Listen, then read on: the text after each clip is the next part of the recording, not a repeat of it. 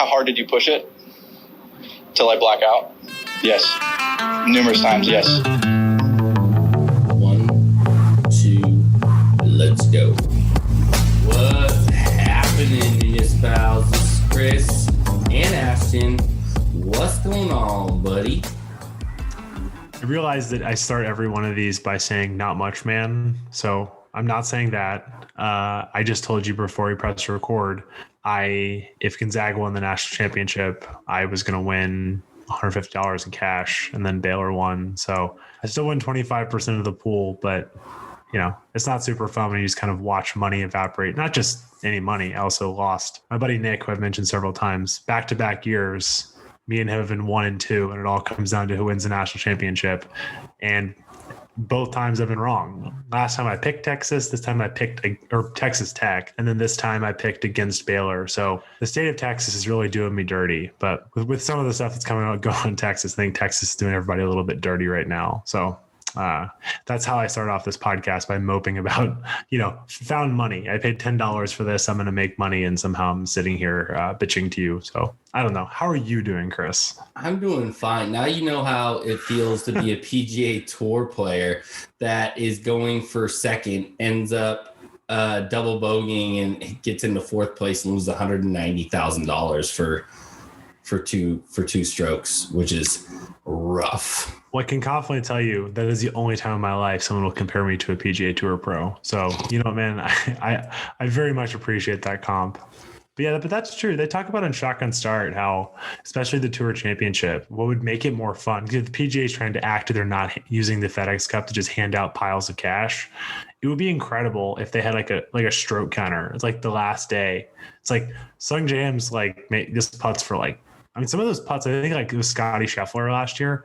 Scotty Scheffler had a putt for $690,000. Yeah. It's let's say the quiet part out loud. That would be so fun. It's can you make a 15-footer for $700,000? And then watch a dude rip a check when he misses it, just right in front of him. Just whoosh, done. You lost it all. It would be great. It'd be amazing.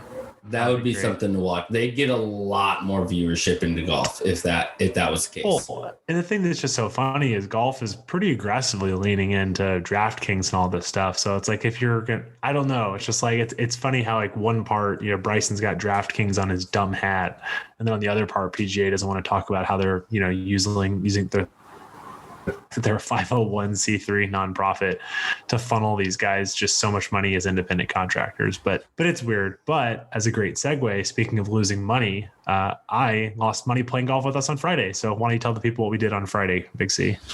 Oh, Friday was a day. We did 36 holes at Darkhorse. We were supposed to play the Ridge in Auburn, both courses in Auburn, California.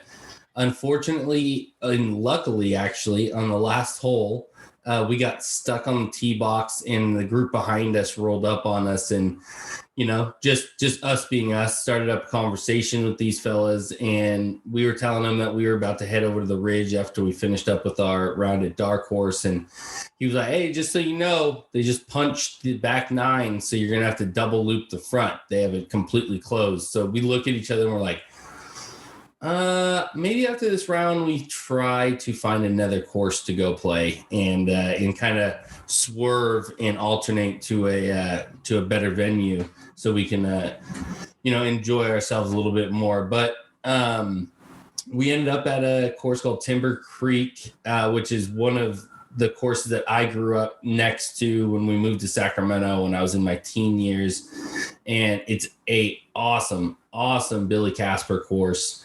Unfortunately, they did just punch there, and so we weren't informed on that. So it was a little sandy, but we were still able to putt on it. It wasn't horrendous or anything like that. And they had all 18 open. The course was in pristine condition. I mean, it's sort of like when you're driving in your car and you swerve to avoid a raccoon and then end up hitting the other car head on. To be clear, that's a bit aggressive because we actually had a lovely day. And after Darkhorse, we'll talk about this, punched us so hard in the face. Timber Creek, and this is going to sound like I'm dunking on, I'm not. It's just kind of like a handshake course. You're not going to get eviscerated. I didn't lose a golf ball. I think I lost like 4 or 5 golf balls at Darkhorse. It's just, and also too, the punch greens, like not ideal, but I'm not going to lie, after Darkhorse, aiming at the hole and hitting it hard and just kind of like listening to some iration. I mean, I didn't hate it. It's kind of what we needed, because Darkhorse, like it just felt like, yeah, someone punched me in the face and I didn't quite know how to respond. Yeah, I mean, Darkhorse is it. So we'll get into it right now. So Darkhorse is one of my favorite golf courses, I would say, in Northern California. It's probably more challenging, and I always play from tees that I probably shouldn't. I should always play one more up than I should, because it is a very, very hard golf course. I mean, it's there. You do not hit into a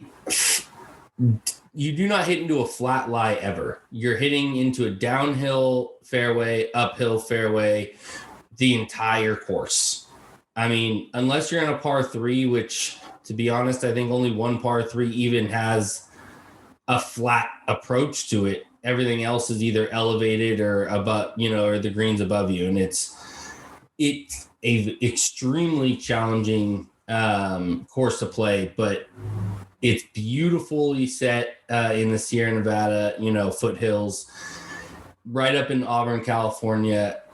The logo is sick. That was, I think, Ashton's first thing when you roll up, and I think both of us are sucker for a solid logo, and Darkhorse has like, what do you explain it as when you rolled up to Darkhorse? What the logo came to you as? It looks like Greek mythology, like what like when the Greeks used to like write, like tell stories on pottery. I know that sounds very specific. I was in a formal very Disney Hercules. Yeah. Well, I did.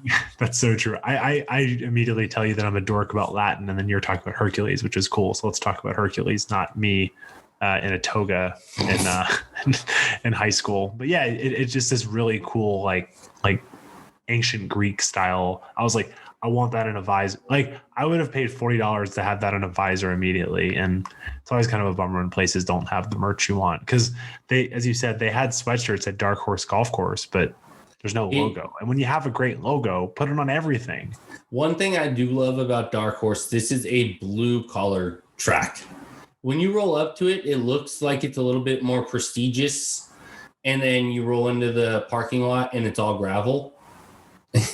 And they have a clubhouse that's the size of most bathrooms on golf courses. And so you roll up, there's a kid that's working the window that checks you in, throws you a key. Every golf cart is beat up and rickety and it barely turns. And it's not a course that you want to walk. So everybody carts on this course, because it is a treacherous up and down, spread out in between holes, not enjoyable at all to walk. But it's the people that you meet out there are just, people that either retirees or, like I said, blue collar workers that are just getting around. But it has Bermuda sand throughout the entire course, which really makes it pop. The course looks incredible just because of how bright white these bunkers are, which are new. I think they did them in 2019, so they've only been that way for a few years. But that addition completely changed it, because how lush and green the entire golf course is.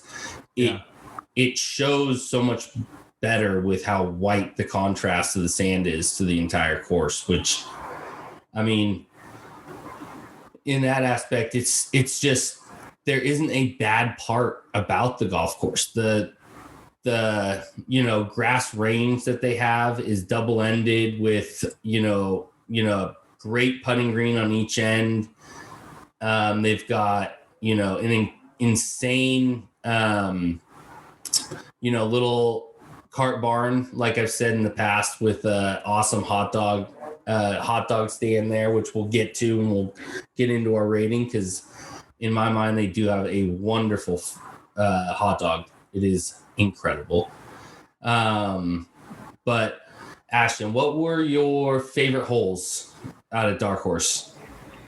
Yeah. So my first one, I'll kind of go in sequential order, was number 2, because number 1 is it's a pretty hard hole. Number 1 is a dog leg right.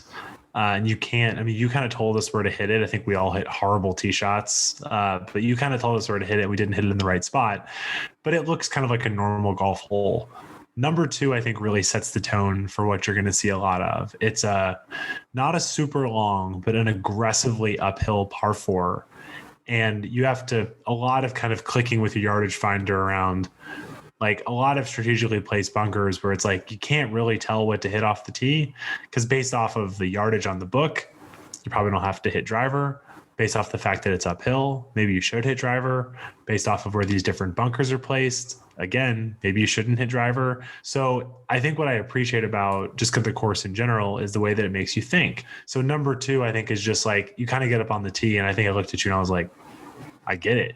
Like, we've played one hole. And I was like, I get it. And I think that you had pointed on the back 9. I think that, again, if you like uphill par 4s, I've never played a course like that. I mean, there's one track we played in Alabama on the Robert Trent Jones Trail that's similar, kind of like the front 9 at Bodega, Chris. Yeah. But 2, I think, really stood out to me. And then they have it's got, like, after this really uphill fairway, then you have this really interesting green. Pin was all the way in the back. So a really interesting. With a false front. So if you do miss it, short, it's going to come right off, but it's got a very forgiving backside. So if the pin is playing back left, there's a giant, bowl slope that comes back into the green. So you can play it far and it should come back and save you too. So, it's one of those courses that will kick you in the mouth, but also if you know where to hit the spots, it's very scoreable as well. You really do have to hit your spots on this course, or it's going to just penalize you heavily. And I feel like this is going to sound like a cop-out, because I feel like we say this. You could say this about any course. I think that of any of the courses we've played in a long time, Darkhorse is one that I feel like every time you play it, you just get leaps and bounds better.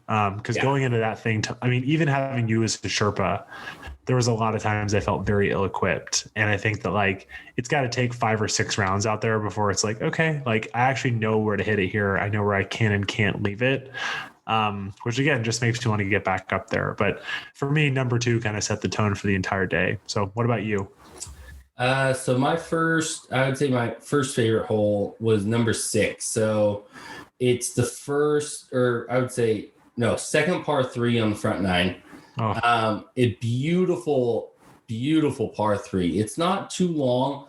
I think we were playing from the Copper, it was 143. So, not long at all, but the scenery of it is beautiful. There's a creek that runs right along the front edge of it. They have beautiful flowers growing up, red flowers growing up on the back end of it. Which should we call Chris Hussey out for asking if those were, what was it? He's like red rocks. He's like, yeah. Red rocks. Man, a cult. That's like, that's nobody has ever thought those are rocks. Hussey also wears glasses, so maybe he needs to get his prescription checked. But who knows? That's on Hussey. I was waiting for you to call him Four Eyes or something. Like back in like think about how. Let's have a side note for thinking about how mean kids are. Like, I remember back being like people calling kids who wear glasses Four Eyes. Like, what a mean thing to tell a child. Chris, to be clear, I know you're listening to this. I'm not calling you Four Eyes. I'm just saying that that's a mean thing to say, and we value you and your friendship quite a bit. But what I am saying, Chris, is that if you think that red flowers are red rocks, we might need to get you to an optometrist. I'm just saying. Yeah, anyways, so we get up on this beautiful par 3, and then it goes down this rabbit hole of satanic rocks, Lil Nas X, the 666 blood shoes, which is, if you don't know what that is, go Google it, or don't. It's really weird, but yeah, par 3. Tell the people we're not talking about Lil Nas X. Par 3. So it gives you very big Augusta vibes on this hole. Really beautiful. I mean, with the creek running through and being spring and having a lot of the a lot of the snow and everything up in the Sierras is starting to melt. It's actually really flowing heavily. So it's beautiful out there at the moment. And I would say they're probably one of the only courses that haven't punched right now. So their greens were rolling really, really, pure the entire day too.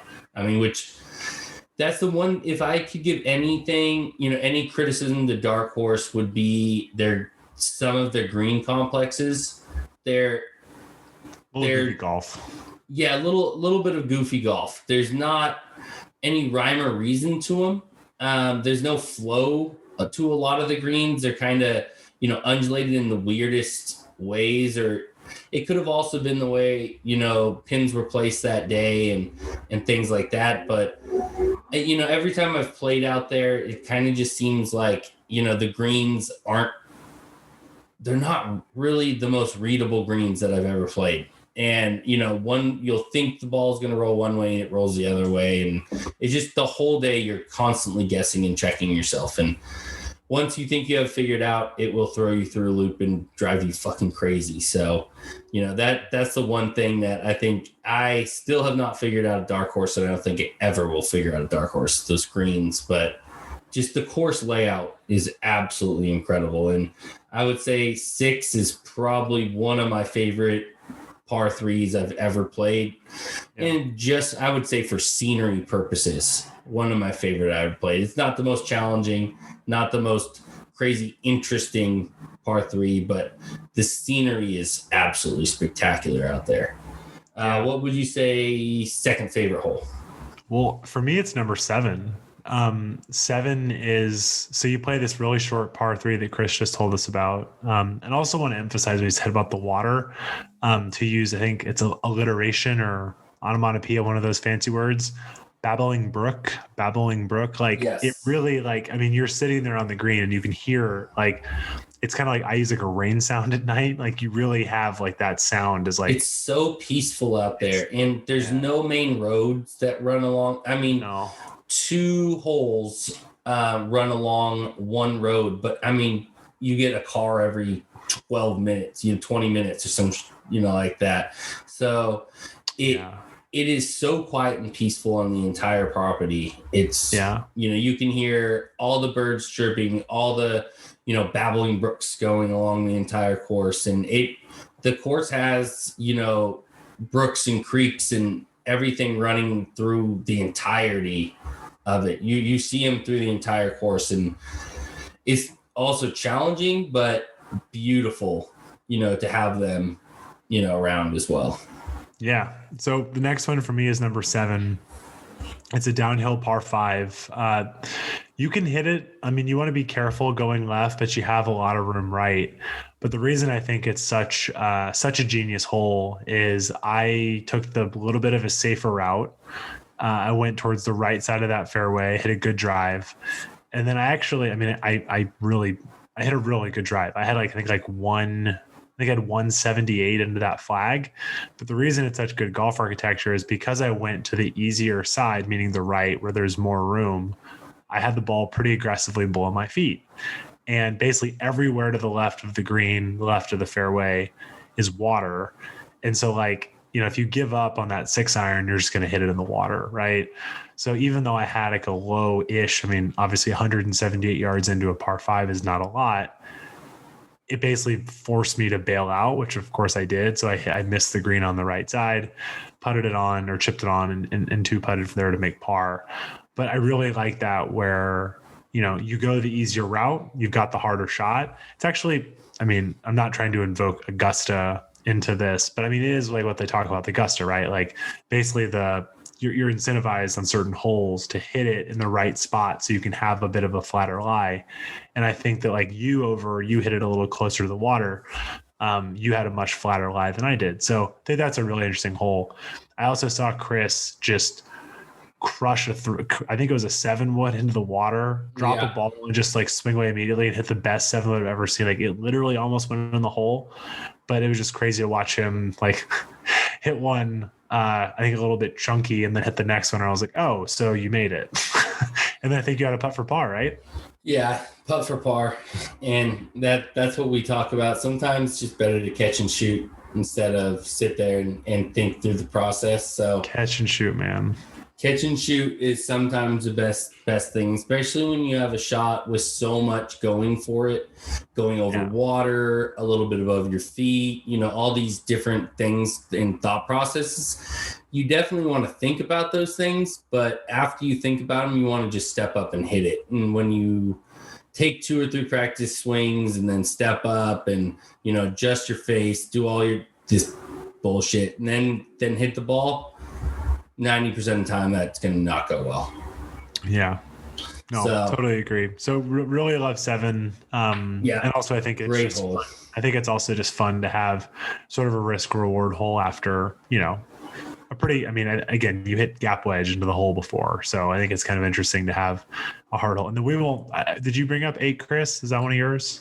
No, 8's not one of mine. My next 2 are on the back 9. Okay. Well, the one thing I'll mention that I think is worth pointing out, number 8 from the tees, we think they actually put the tees in the wrong spot. Number 8 was a 462 yard par 4. Woof. That was ridiculous. Yeah.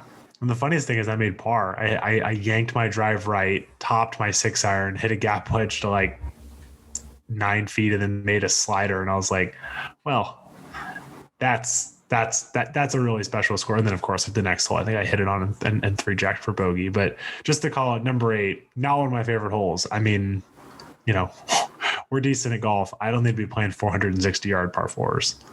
No, that was definitely somebody that either didn't know what they were doing or just didn't care when they were putting those out. But it was definitely, the card says on that hole that the back tees are 448. So we were playing 20 behind the back tees. And they still had back tees behind us. So, someone that was coming through playing the back tees were hitting probably a 5-10 par 4, which is ridiculous. And I'm pretty sure longer than some of their par 5s. So. Oh, yeah. Mm-hmm. It just shows, hashtag par is a construct. Ridiculous. Actually, all of their par 5s are fairly hefty. So. Yeah. Number 4, my God, you have nowhere, you just have nowhere to hit it the whole time. Super long. And number 11. Yeah. It's a little bit more wide open, but 577 from the tips is whoosh. Yeah. That's deep. Better at some real golf shots, but yeah, but take us to your second favorite hole, Chris. So second favorite hole would be 13. So I'm a little bit of a sucker for par 3s. I've said this in the past, and this has got to be one of my favorite par 3s I think I've ever played. It's cool. Elevated tee box, and you got to go up a couple sets of stairs to get to the back tees or the 1-ups, which we played. And the green is fairly wide open, but there's some trees that hang over, so you can't hit it. You really can't hit a draw or fade. You kind of have to hit it right at it, because you'll kind of have a little issues with trees on the left or the right off the tee box. But it's a really, really cool hole. You can kind of bail out far left off the green, and you'll be safe over there. But it's just a straight up, big green, hit it, step up to it, just a really fun, close to the pin, throw some money down kind of hole. Yeah, that was a good one. Selfishly, I hit it about 6 feet and missed my birdie putt. That was off the club because it's so far below you, the green. It's like I hit it and I was like, I don't know. It could be short, could be long. It hangs in the air for so long that you have no idea until it gets down there. Yeah, it's a freaking cool hole. And again, you've got the babbling brook that runs along the back end of it, so it's just picturesque as well from that level. It's absolutely incredible. Yeah. And then my last one is number 14 right after, basically a big kind of risk reward par, very short par 4. I think it's 298 if I remember correctly. But yeah, it was just interesting because we all played it differently. I hit 6-iron lob wedge. And I was joking with Chris. I was like, I mean, I guess you can get it on the green, but I don't know why you wouldn't just do that, right? If you've got I hit a 60-degree wedge, 6-iron 60-degree wedge, no, I didn't make birdie, but like the worst you're going to make is par, where on that hole, there's a bunker kind of in the middle. There'll be a very hard out. There's also crap all along the right side. There's water up by the green. So, and then there's a tree on the left side. So like, I think you would just have to hit a perfect shot to have a shot at, to be on that green or near it. So I don't think it's worth it, but I think similar to you said you're a sucker for par threes. I'm always a sucker for a short par four. I mean, because I just love that there's options where it's like, if you want to risk it and hit driver, do it. But if you want to be super smart and hit, I mean, you could hit 7-iron sand wedge. Like, I like that. I just, like we talked about, I like options. And I think a 298-yard par four with water up front is kind of the perfect indication of that. I think both of us just like scoreable options where it just doesn't seem like a hole is just so daunting that it's just like, all right, well, I'm just going to feel great with getting a par on this hole. That's just not enjoyable. And, it's like number 8. It's like if we hit a good drive, like we hit driver hybrid, and then like maybe make a par, like, yeah, I mean, that you're right. It's not very exciting, right? I mean, I guess someone could be like, well, it means you have to like execute perfectly on 2 great golf shots. Like, well, I mean, maybe, but like, that's just not the kind of style of golf. Like, I don't want to feel constantly overwhelmed on the course. Hence why it's important to play the right tees. And that's why my third favorite is 18, because it's a very eagleable, like you can eagle 18 very easy. It's from the 1-ups, it was 489. And it's a downhill fairway. So if you hit the fairway in the correct spot, your ball will shoot off and get a good roll a little bit down the hill. I think I was about 220 in. And of course, I did the same thing I did back on 8, where I hit it short right in the little babbling crook. Wow. Babbling Creek right in the front. Yeah, it was a crook. It robbed my fucking ball from me. Babbling Brook to Babbling Crook to Babbling Creek, because you're thinking about Timber Creek. Yeah. So the segue artist is fully coming out. It's starting to come out, but it was also a crook because it stole my shit from me. I was pissed. So again, dropped the ball, hit a slamming 3-wood into the back, back of the green.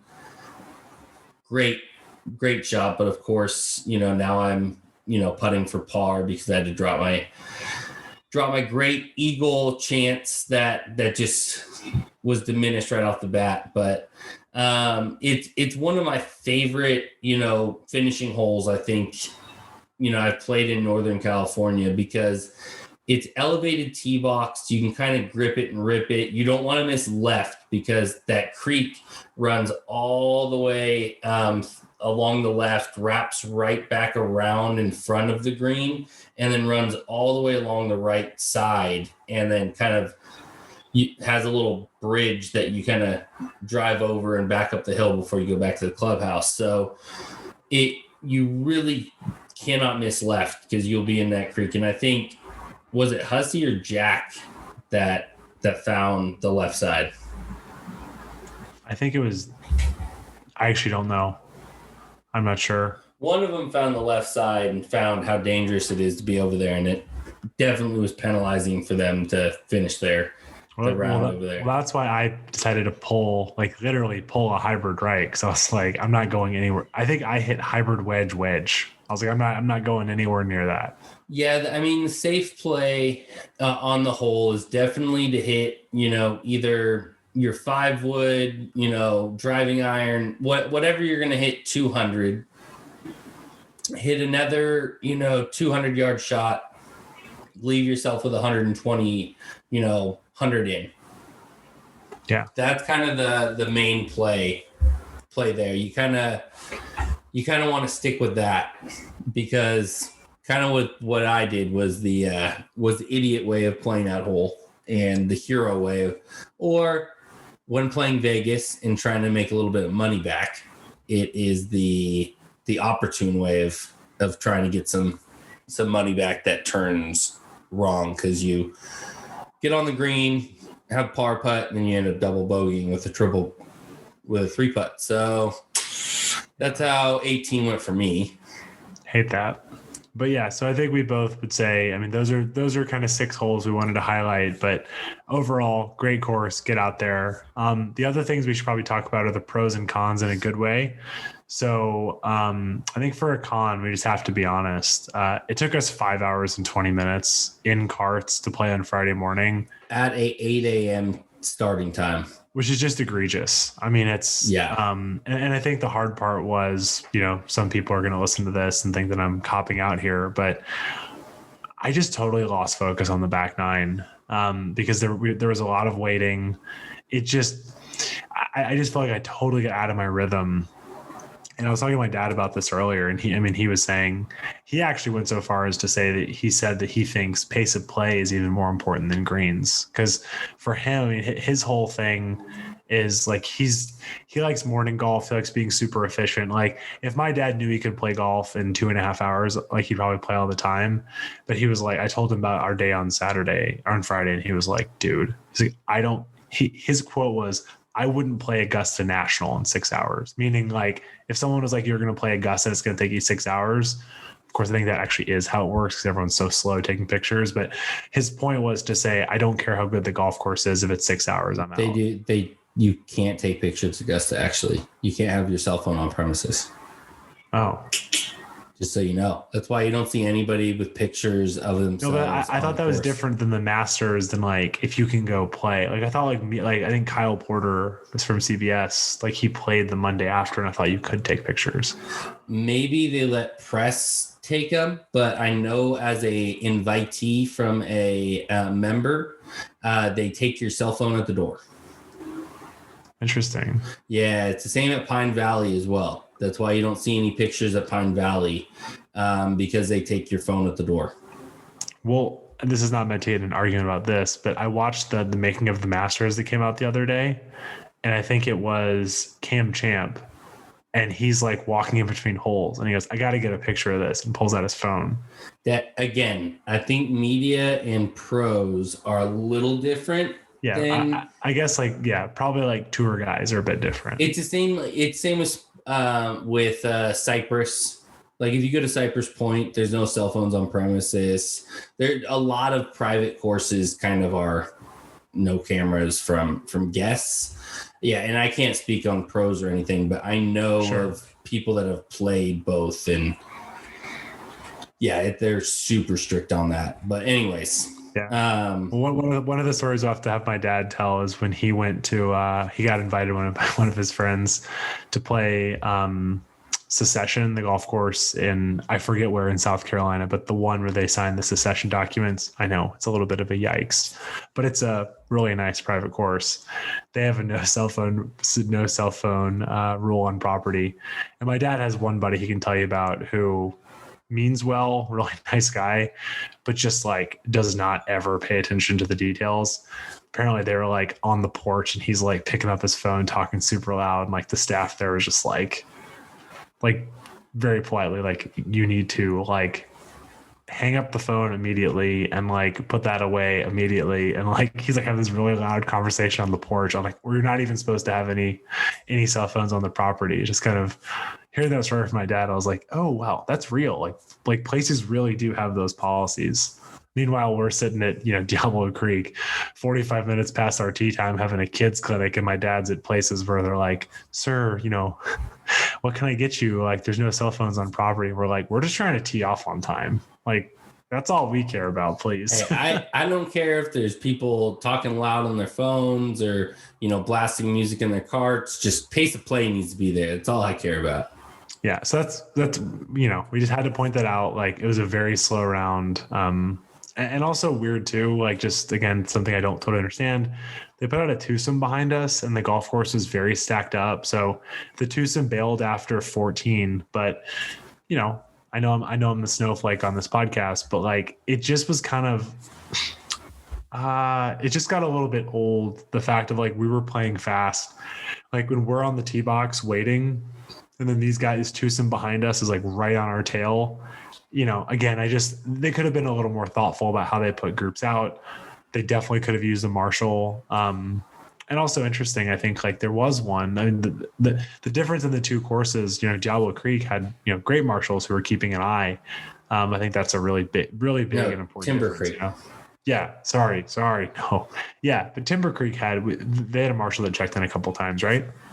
So we didn't see any on-course marshals at Timber Creek, but they did have a starter that was super on point about checking every single person in, making sure you're teeing off exactly at your tee time.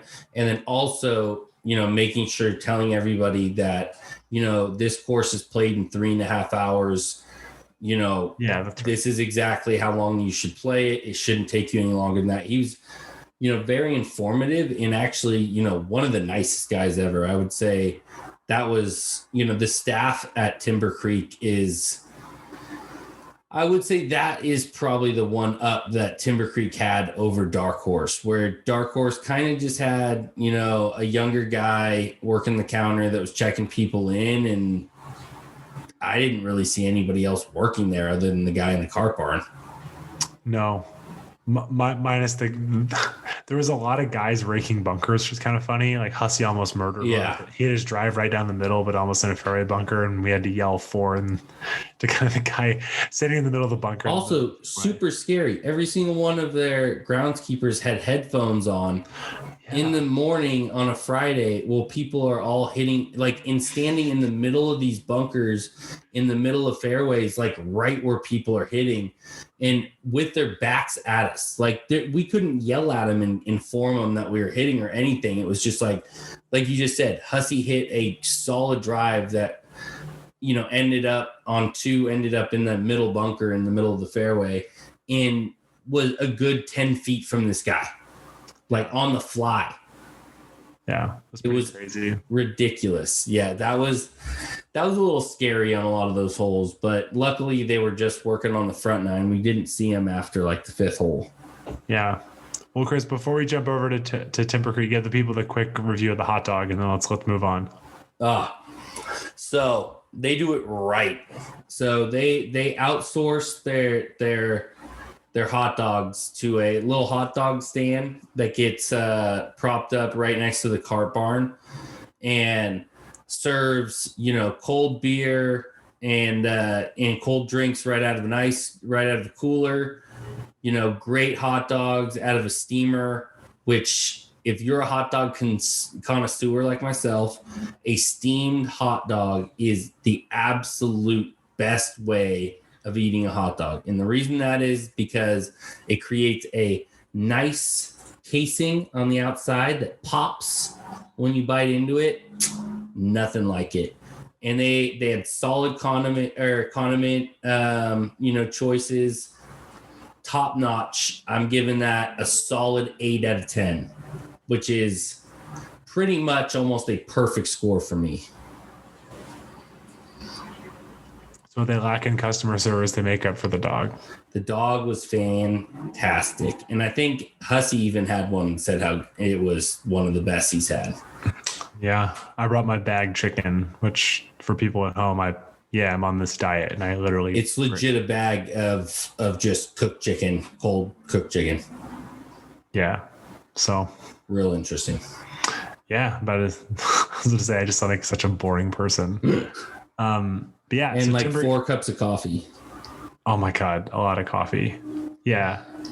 About 60 ounces of cold coffee and then 2 packages of cold chicken. So coffee was much needed for this. So we'll get into this real quick. So anybody planning a 36-hole day, do not drive somewhere that's 2.5 hours from where you're at. Play an 8 a.m. round.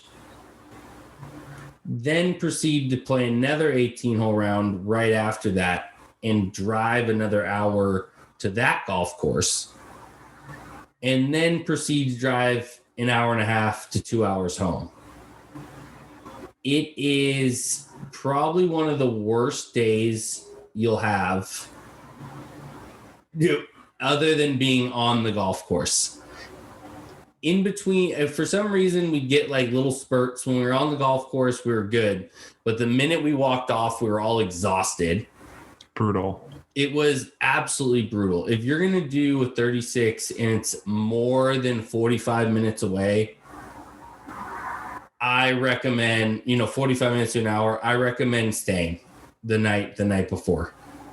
It was too much. It's worth splitting a hotel room with some buddies, getting an Airbnb, doing whatever you need to do to be able to get a good night's sleep, wake up and actually enjoy yourselves, because I think I got 2 hours of sleep the night before.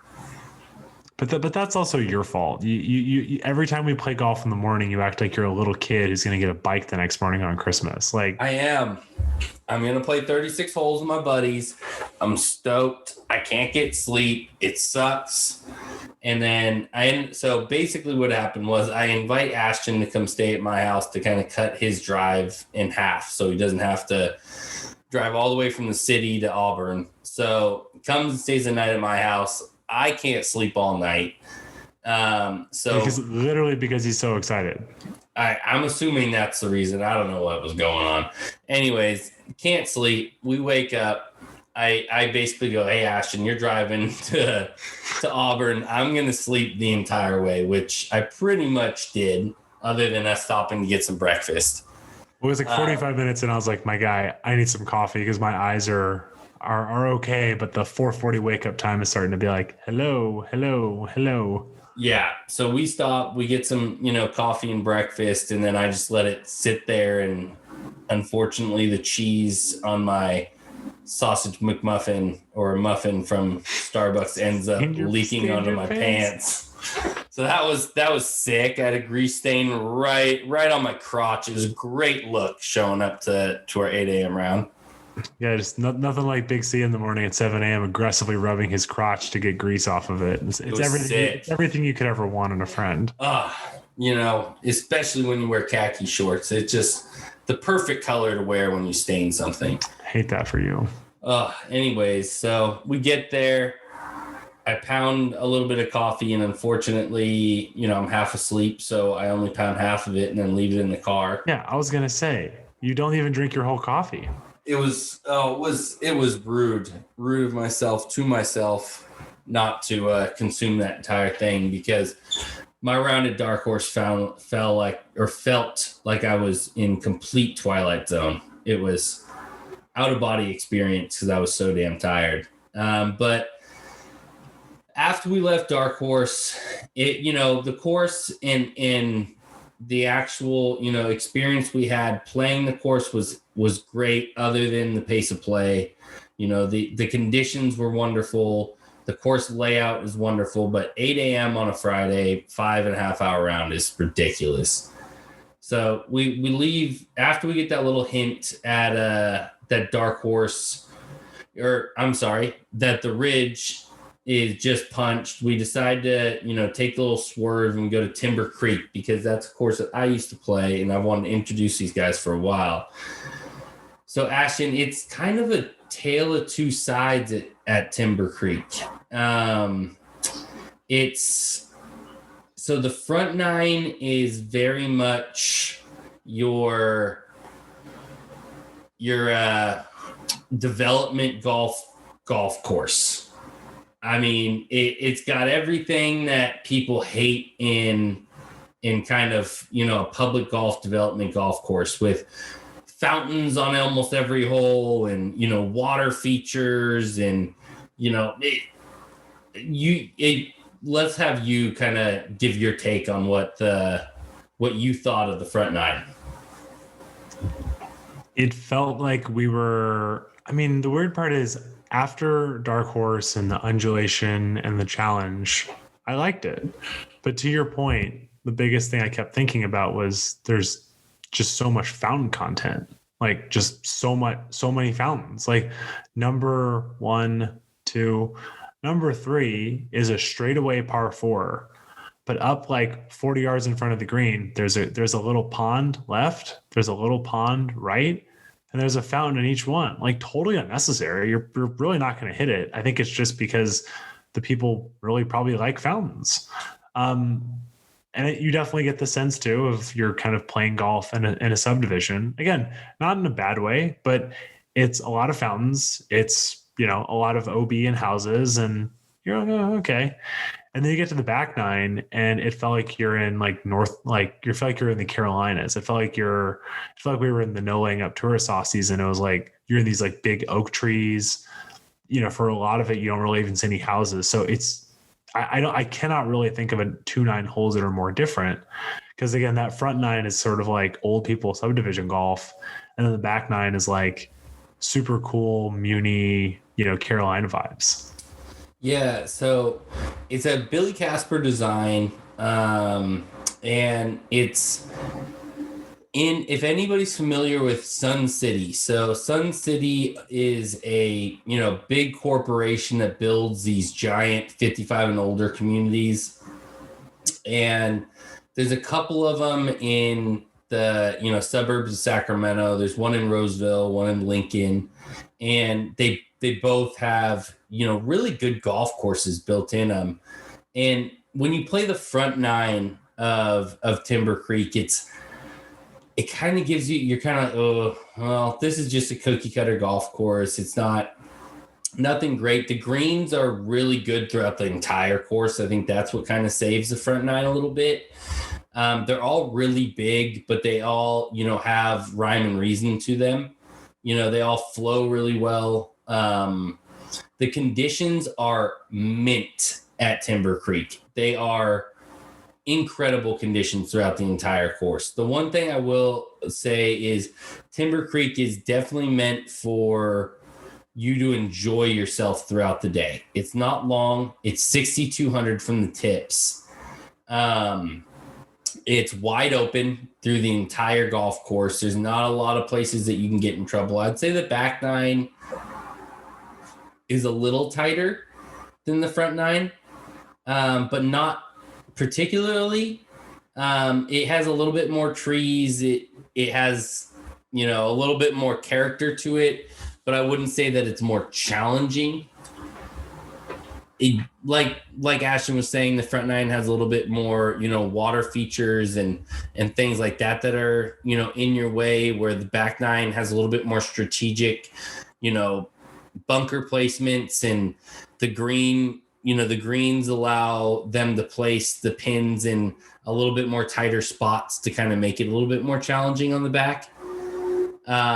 But it's very, very different when you play the front, and it's, every single hole is lined with houses with these little, cinder block walls that are only about a foot tall, going along every hole. And there's not a lot of trees. It's wide open and sunny. And then you get to the back nine, like you said, it's all, covered in trees and willows and oaks, and it's very shaded. It's completely different, and back nine is absolutely enjoyable. It's one of my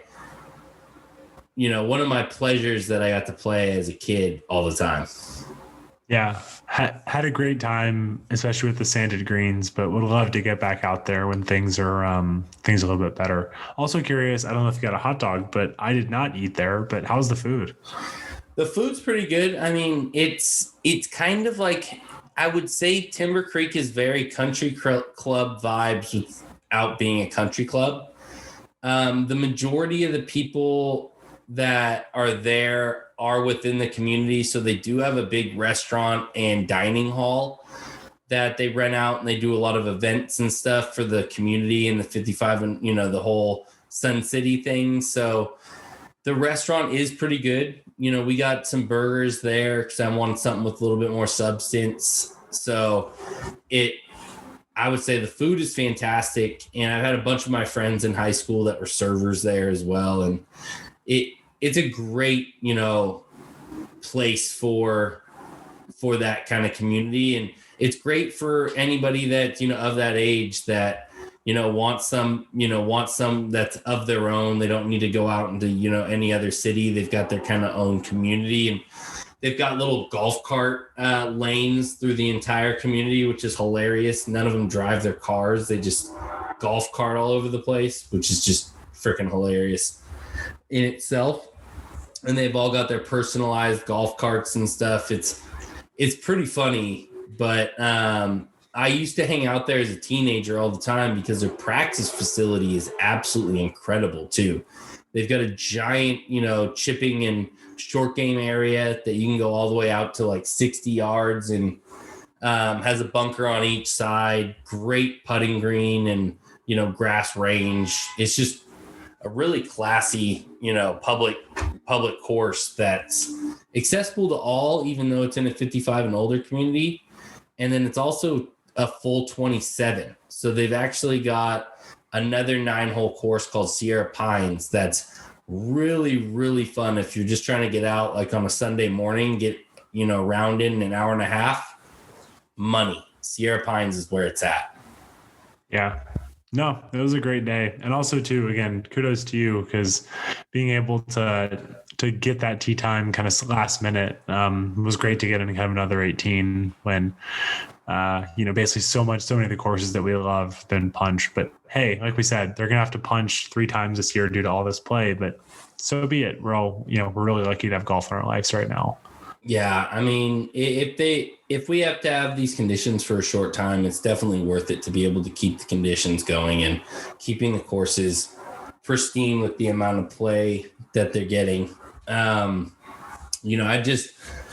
hope that with all this play, people really get dedicated to the game and also that means that they're going to do a little bit more research into the game and maybe, get a little bit more etiquette. Because the big thing, again, that I'm seeing is, not replacing ball marks on the greens and stuff. And, I mean, that's a forever thing in public golf. And that's, that it is what it is. And we've all, grown to expect it in public golf. But I think it's more frequent now than it ever has been that I've noticed.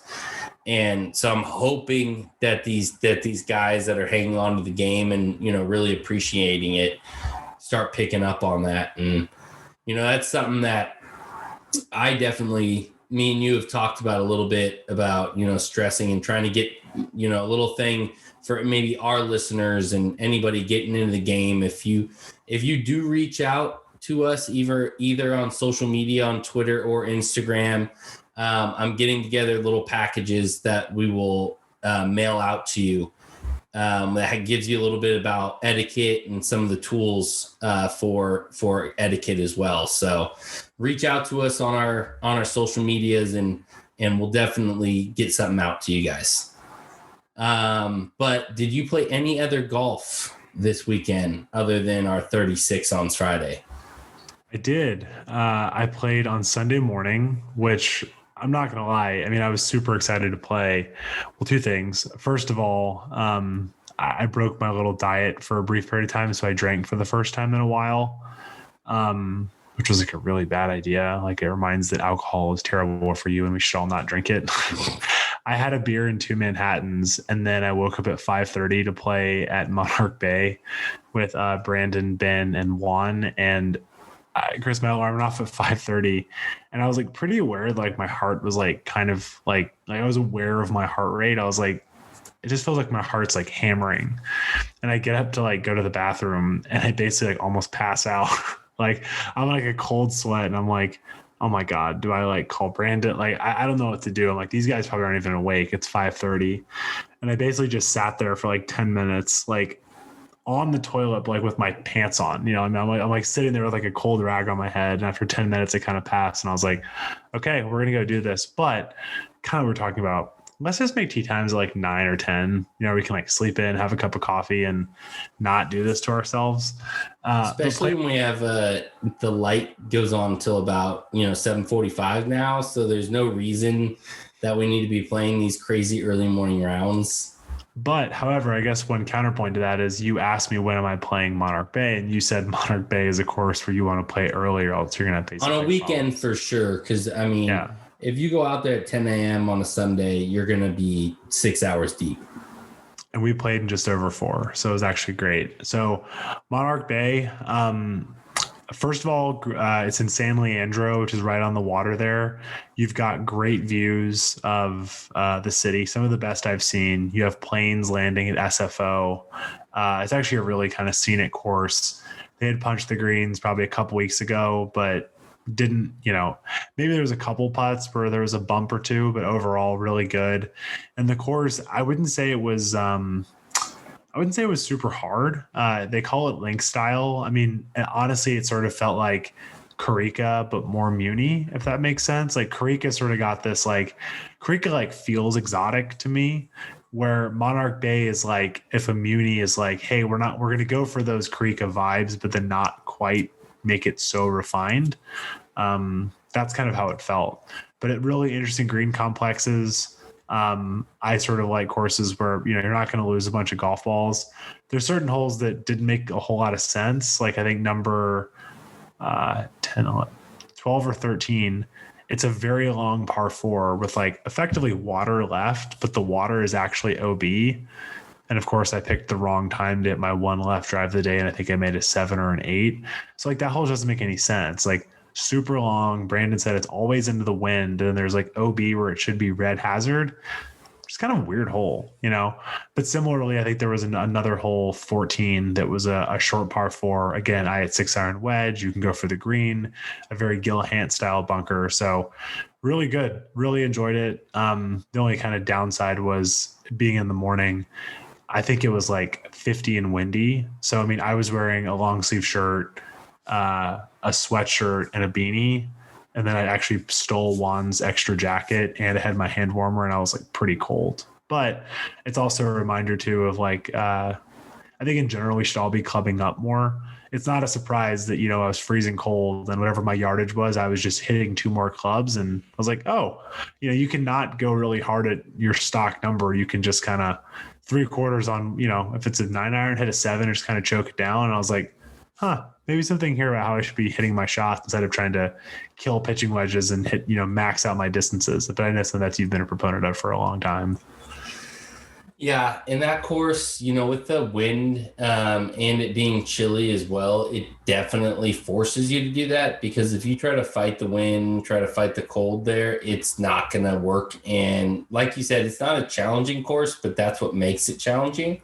Mm-hmm. So if you fight it and you want to beat yourself up, the course will take it from you. And so you really have to, play it well and play it smart and, make it easy on yourself and, club up a bit, choke down and, hit those 3/4. Much easier to play that course that way.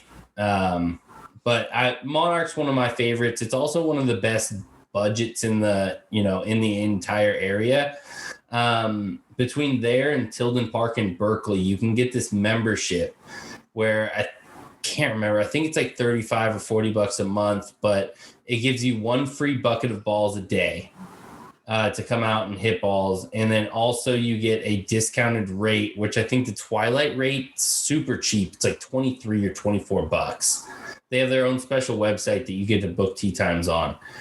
And so you can book tee times between Tilden and Monarch. And it's such an incredible deal that, like, I don't know why more courses don't do it, because both courses seem like they're thriving with people out there, playing, and they're definitely both profitable. They're doing well. So, and they both have great halfway houses and bars at them as well, bars and restaurants. Yeah.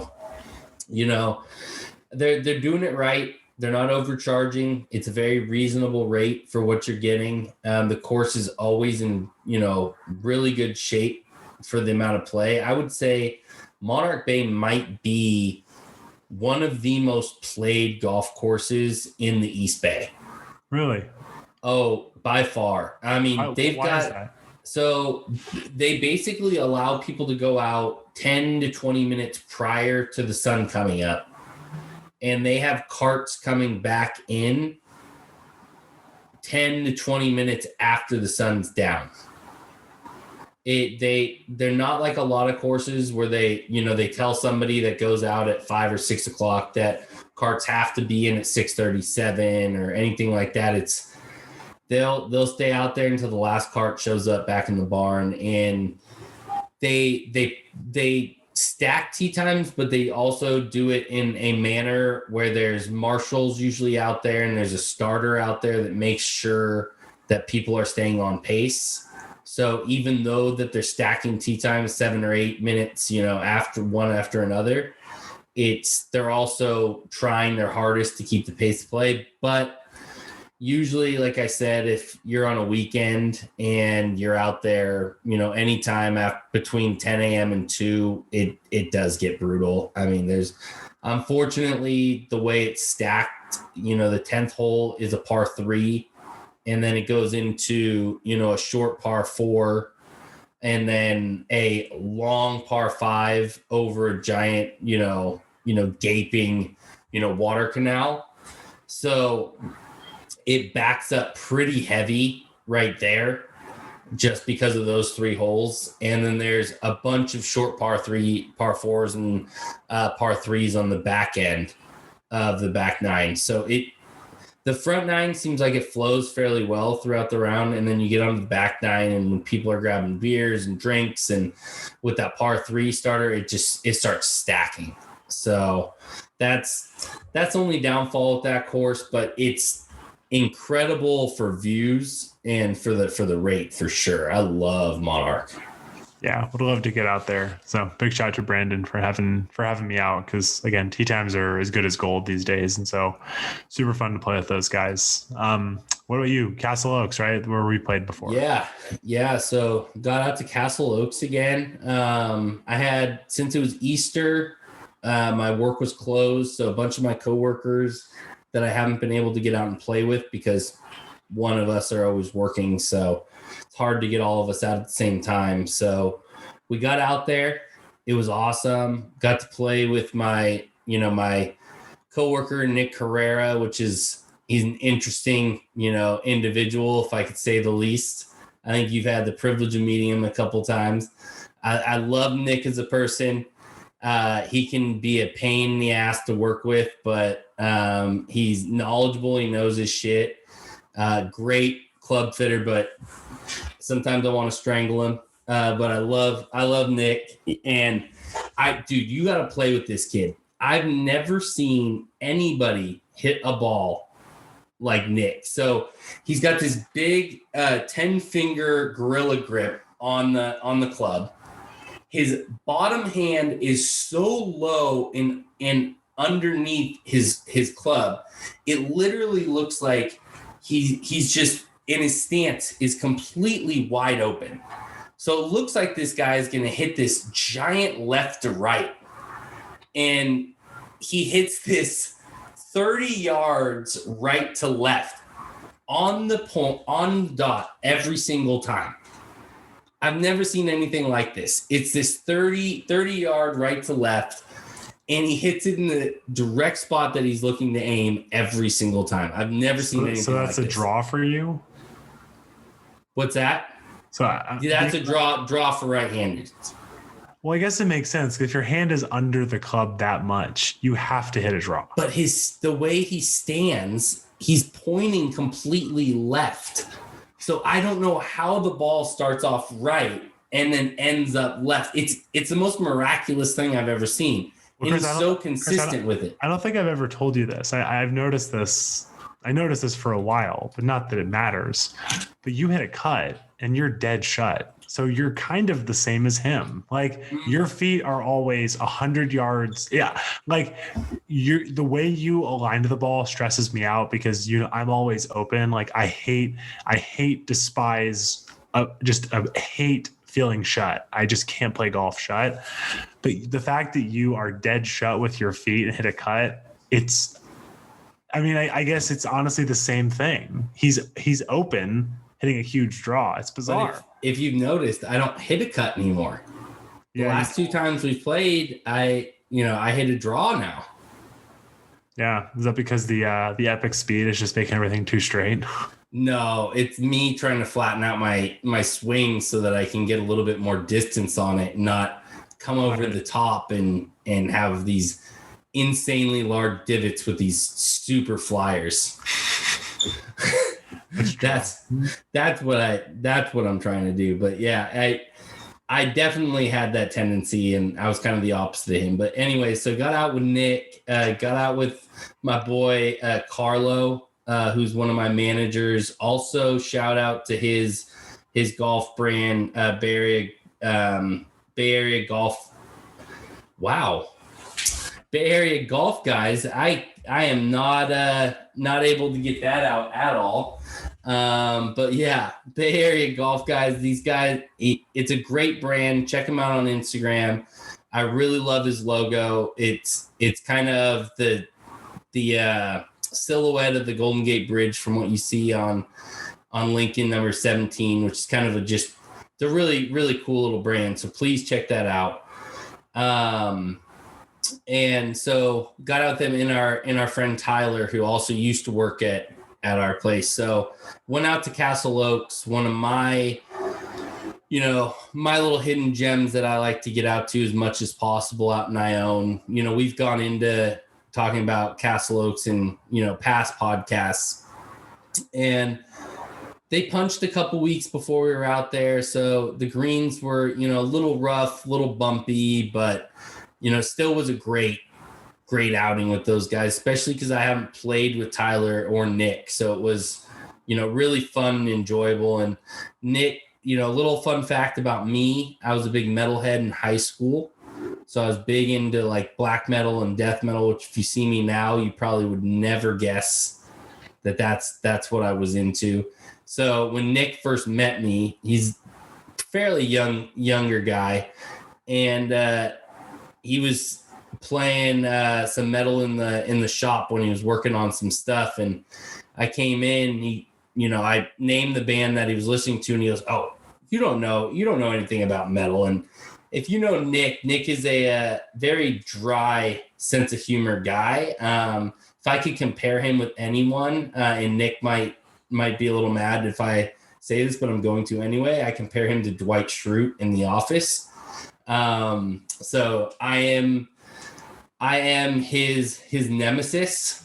So yeah, that's it's kind of funny. Our give and take at work is pretty comical. Anyways, so he's playing some metal, and I'd name off all the metal bands I listened to in high school, and we kind of bonded over that. So anyways, just jamming out to metal, having a good day. Couldn't ask for a better way to spend Easter. Those guys are absolutely awesome at a fun course. So, and again, they've got a great dog on the turn, so I've doubled up on that as well on Sunday. So there you go. That sounds great. And then to wrap it up, I mean, we're a public golf podcast, but who's your Masters pick, Chris?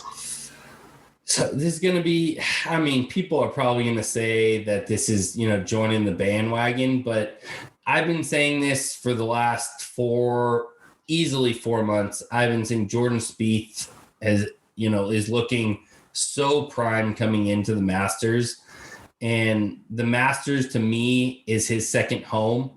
He plays well there every time that he comes out. The way he played last weekend, I don't see anybody, coming close to him. I think he's just going to come out and he's going to light it on fire. My backup call, if I had to have a backup, would be Scotty Scheffler. I really like his game right now, and I like the way he's playing. So if I had to go with somebody, outside of Jordan, I'd go with Scotty. What about yourself? I think John Rahm is going to win. And the thing I'm going to go ahead and get people prepared for is the over-under on the new dad perspective narrative is going to be like 52.5. Like, they're going to talk about it the entire time. I remember with Rory, he didn't even play well, and all they could talk about was Rory being a new dad. So, but I just think John Rahm, like I think I feel like Augusta is one of those places. Like a lot of stuff matters, but it really comes down to good iron play, right? Which you're probably like, oh, it should probably be Colin Morikawa. But I think that John Rahm's overdue. I just think it's time for John Rahm to break through. And man, just get ready for a lot of. Oh, Nick, the new dad perspective. I actually don't know which now. I was trying to be Ian Baker Finch, but I was trying to sound like Nick Faldo. I don't know. Give me John Rahm. But yeah, oh man, you're gonna see so many pictures of John Rahm and his wife and their baby and the baby and the baby and the perspective of the baby and how you can just free up and how calm his emotions down. So get ready for that. You know one thing. This is straight take, and I hope that someone from broadcasting listens, but I think the best add-in to play-by-play for the Masters would be to replace Nick Faldo with Scott Van Pelt. Just saying. Oh, for sure. I think Scott Van Pelt is the best thing about the Masters outside of the actual play of the Masters.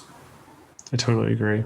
I mean, he's the man. Anybody that watched the little documentary that the ESPN did, him and Andy North, like they're awesome. Yeah, Andy North is like a former major winner who like knows when to be quiet. Because Jim Nantz is going to make it. I know there's like you got to have Jim Nantz in there. I'm sorry, the voice. I guess. Jim Nantz makes it the Jim Nantz show, and then you got Faldo just like talking about squashy fades. But that's what I'm saying. If you replaced Faldo with Scott Van Pelt and Jim Nantz, that would be an incredible duo. Oh, you want to know a little Jim Nantz thing? It's not even a fact about Jim Nantz, but my buddy Nick is getting married on Saturday. Shout out to Nick and Kat. And his grandfather is doing, it's like just a family thing. His grandfather's going to do it. I told Nick that he should require his grandfather to, when they start off, to say hello friends, and he's going to get his grandfather to do it. That's fantastic. Hello friends.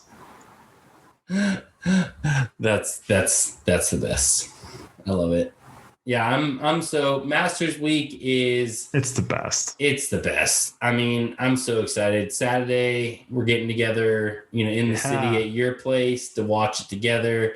So I'm really excited for that. I always love, watching, what I call shipping day, send off day, cut day, whatever you want to call, even though that's not technically what Saturday is, but that's what I look at it as, and kind of, moving day where kind of everybody has a chance to kind of get to their position to make that final push for Sunday. So Saturday's always my favorite day to watch. For sure. And with on Saturday, we get our lady, our women get to meet each other. It should be very exciting to kind of have the four of us together. It's heard a lot about Maggie. Well, I've had the privilege to meet her when I came and stayed out, but heard a lot about each other. It'd be nice to kind of actually like be all together in the same spot. So I don't actually know that I'm not planning on playing golf this weekend. I just decided it's a good time to take a little 2-week break, let the greens get better, and let us focus on, the best golf in the world, Yeah. And now that me and the wife are moving to Portland, and, it's seeming like the timeline is getting shorter and shorter because of, her work schedule and things like that. I think that we're going to have to start scheduling some big time, courses coming up here soon. Pasa baby, it's happening before you leave. We need to get Pasa Tiempo on the books. I think we need to get Yocha Dehi on the books before we leave. There's a couple courses that I think that definitely need to get knocked off before. Yeah, for sure. So I can't think of anything else off the top of my head, but I'd say those are the two main ones I definitely got to get out and play. Because we haven't done it together, I think I want to get out and play PG together before I bounce out as well. I really want to play there. Yeah, because you haven't played Pacific Grove yet. No. Man, yeah. I've heard everybody's response is that, so I'm really excited about that. Yeah, Poor PG's, man's Pebble. Poor man's Pebble. par 3 starting hole. Kind of just love that. Just a kitschy. Yeah, it's a really, really great course. So we'll definitely have to make that happen. And, it's gonna be bittersweet to leave, but it's just gonna give us more options together and for the podcast to get, a little bit more variety of courses to play and, different locations. And as the podcast grows, the more travel hopefully we'll be able to do and throw in some public courses outside of the West Coast. And I know we're definitely going to get back to your home area and get some courses in on there. So I'm really excited for the future of the podcast. And, thank you again to all of our listeners and people that have subscribed, because we've really enjoyed the feedback that we've gotten. And I hope more of you guys reach out to us again on our social media platforms, Municipals Golf on Instagram and Twitter. So please reach out to us. First tweet came today. Not a content machine yet, but there has been a tweet. We're coming. We're growing with the content machine, but that's something both of us I think need to get better at and work on. But please follow us. Go on there. Reach out to us if you're in our area. Hey, we're always looking to add somebody to our foursome. So reach out to us. We'll definitely, see what our schedule is and get out and hopefully, play with some of you guys too. So, again, great night. Great time chatting with you, getting it in. I had a blast on Friday. That's it. Yes, sir. Totally agree. And happy Masters. It's time for pimento cheese and Arnold Palmer's and egg salad sandwiches and a whole bunch of legendary content. So we shall see, but it's going to be a fun weekend. Yes, sir. All right, buddy.